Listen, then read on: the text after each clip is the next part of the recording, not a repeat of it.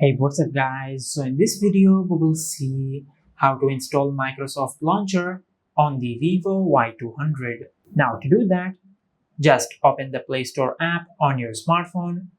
Now just search Microsoft Launcher. Now just install this app on your smartphone.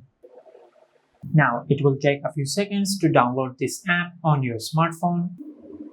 And once the app is fully downloaded, just tap on Open. Now just tap on Get Started. Now from here, just select while using the app and tap on Allow. Now tap on Go to Settings. Now from here, just scroll down and tap on Microsoft Launcher. Now just enable this toggle. And once you have done that, just tap on Continue. Now just select Skip and tap on OK.